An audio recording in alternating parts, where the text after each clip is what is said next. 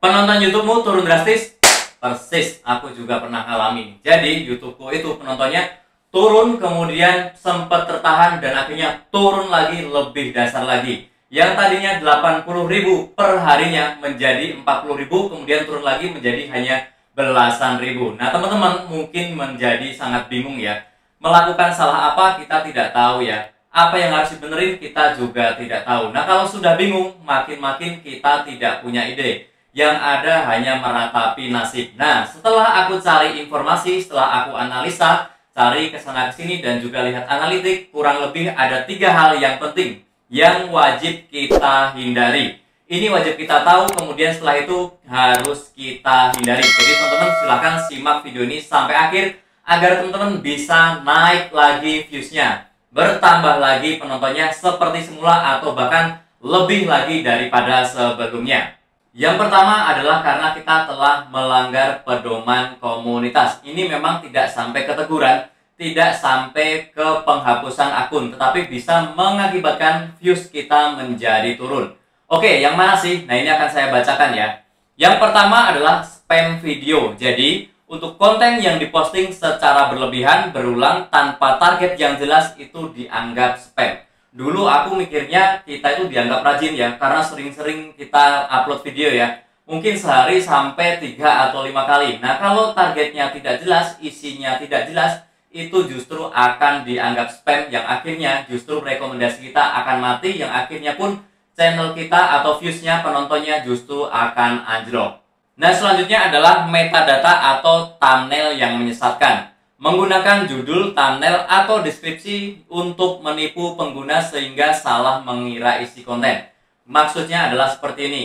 Thumbnailnya apa, deskripsinya apa, tetapi videonya itu sama sekali tidak sesuai dengan thumbnail ataupun deskripsi. Nah itu juga bisa mengakibatkan akhirnya orang tidak suka, merasa tertipu. Nah akhirnya mereka unlike ataupun mereka skip, atau mereka baru nonton sedetik 2 detik kemudian langsung pergi ya. Nah itu mengakibatkan juga rekomendasi YouTube turun, yang akhirnya penontonnya anjlok. Bahkan kalau kita ulang-ulang terus, maka channel kita pun dianggap channel yang buruk. Akhirnya video yang lain pun akan di stop untuk rekomendasi, yang itu menyebabkan anjlok berkali-kali penontonnya.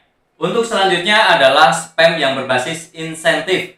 Konten yang menjual metrik engagement seperti penayangan, suka, komentar, atau metrik lainnya di YouTube. Jenis spam ini juga dapat meliputi konten yang bertujuan semata-mata untuk meningkatkan jumlah subscriber, penayangan, atau metrik lainnya, dan seterusnya. Jadi, aku pun pernah melakukan hal ini ya. Jadi memang waktu awal ini bagus ya. Yang komen banyak, yang like banyak, subscribernya nambahnya cepat ya. Itu kalau kita lihat di analitik bagus. Tapi selanjutnya justru kita akan terjebak, justru rekomendasi tidak berjalan dan akhirnya penontonnya akan jeblok. Seperti itu ya. Dan selanjutnya adalah spam komentar. Komentar yang tujuan utamanya adalah mengumpulkan informasi pribadi dari penonton, menyesatkan penonton sehingga keluar dari YouTube atau melakukan perilaku yang dilarang seperti disebutkan di atas.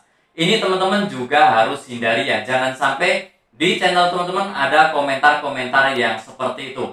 Tambahan satu lagi ya, kalau kita mau kasih giveaway itu pun harus hati-hati ya. Nah contohnya aku tuh pernah kasih giveaway dengan syarat adalah harus komen, harus like, harus share video, harus subscribe juga. Dan ternyata mereka itu hanya mengejar begitu aku posting video langsung komen, langsung share, langsung juga subscribe. Akhirnya mereka nonton videonya mungkin hanya sekitar 2 detik. Nah akhirnya semua interaksinya itu adalah dianggap interaksi palsu, yang akhirnya justru merugikan channelku sendiri. Jadi teman-teman jangan sampai melakukan hal itu.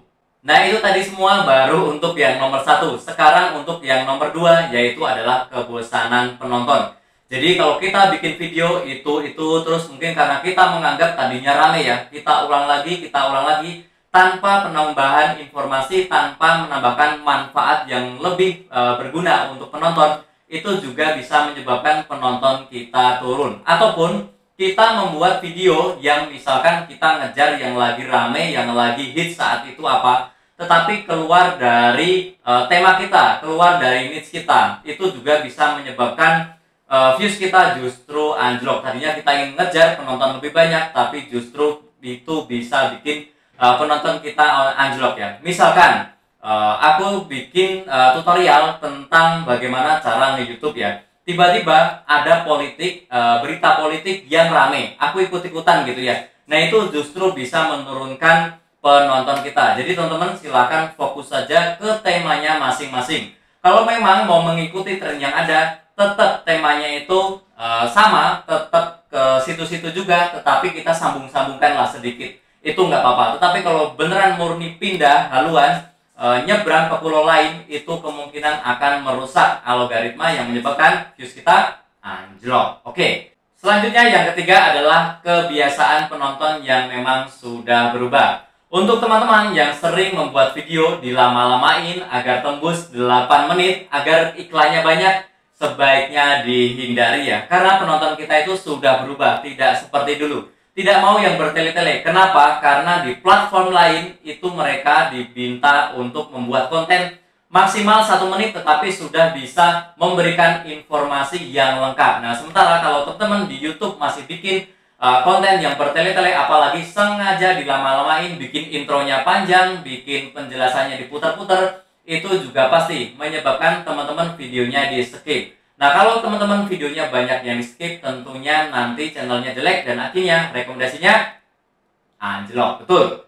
Oke, sudah jelas semuanya. Silakan tulis saja yang belum jelas di kolom komentar apapun yang akan ditanyakan. Tetapi akan aku rangkum lagi ya. Intinya kita tidak boleh melanggar pedoman komunitas terkait membuat spam video ya. Pastikan kita buat video yang memang sesuai dengan thumbnailnya, sesuai dengan deskripsinya, kemudian tidak diulang-ulang. Kalau yang kedua, kalau memang harus diulang-ulang, pastikan ada inovasi. Pastikan ada nilai tambah dari video-video sebelumnya agar penonton tidak bosan. Kemudian pastikan juga harus relevan dengan tema kita yang lainnya. Jangan sampai nyebrang pulau, jangan sampai terlalu beda dengan yang sering kita bahas. Kemudian yang ketiga adalah pastikan kita membuat video itu yang padat dan tidak bertele-tele. Karena kalau semua penonton di YouTube mendapatkan videonya seperti itu, mereka akan pindah ke platform lain. Minimal mereka meninggalkan channel kita ke channel yang lain. Oke, semoga video ini bermanfaat karena ini adalah analisa dari apa yang aku lakukan di channelku dan juga mencari info dari tempat lain. Teman-teman boleh debat, boleh tidak percaya. Silakan yang ingin menyanggah atau ingin memberikan tambahan agar bermanfaat untuk teman-teman kita yang lain, silakan tulis saja di kolom komentar. Dan tentunya masih banyak lagi informasi serta tutorial yang akan aku sharingkan di channel ini. Jadi jangan lupa untuk subscribe, like, dan juga share. Sampai jumpa di videoku selanjutnya. Terima kasih.